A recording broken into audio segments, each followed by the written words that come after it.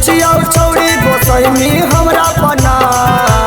एक बात साचे पूछियो छौड़ी गोसाई हमरा पना। अगे भतरा जोरे सुते के मनमा करो हौ कि ना। अगे भतरा जोरे सुते के मनमा करो हौ कि ना। एक बात साचे पूछियो छौड़ी गोसाई हमरा पना। एक बात साचे पूछियो छौड़ी गोसाई हमरा पना। अगे भतरा जोरे सुते के मनमा करो हौ कि ना। अगे भतरा जोरे सुते के मनमा करो हौ कि ना।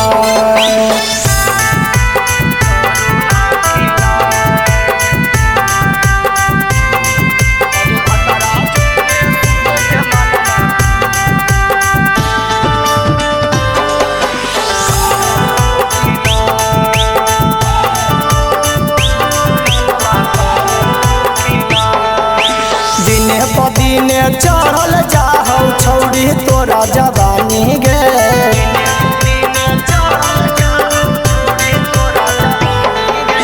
देखी के सब कुमार लइकन के आबू हम मुहमा से पानी गे।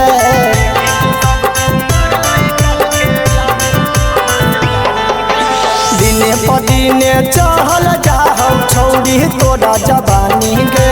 देखी के सब कुमार लइकन के आबो हम से पानी गे।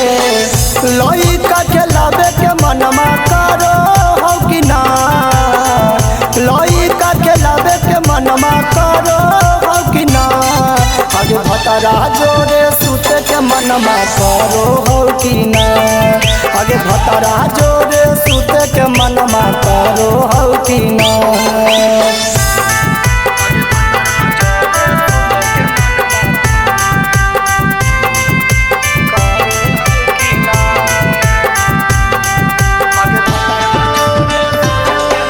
Recording studio Sheikhpura.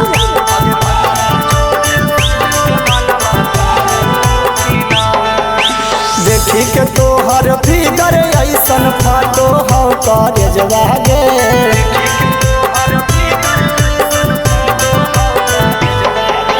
कौना चकी के आटा खाही बढ़ो हौ तोर सजवागे।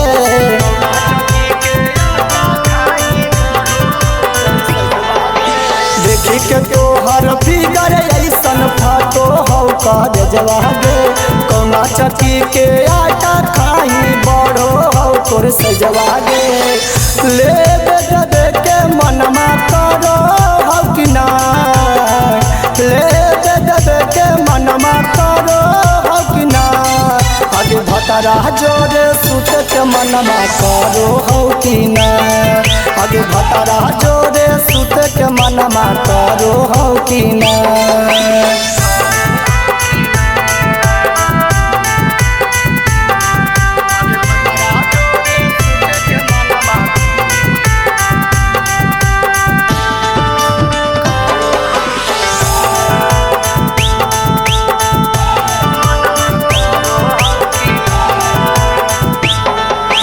जकरा ही जइमी गोर की छौड़ी बन जहितै अमीर गे।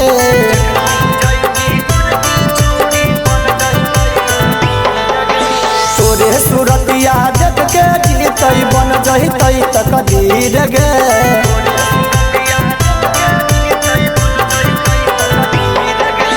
जकरा ही जइमी गोर की छौड़ी बन जहितै अमीर गे।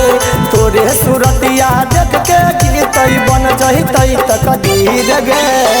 पड़ल हो सुधार लल पीछे लेतौ गे पटाय। पड़ल हो सुधार लल पीछे लेतौ गे पटाय। अगे भतरा जोरे सुते के मनमा करो हौ कि ना। अगे भतरा जोरे सुते के मनमा करो हौ कि ना।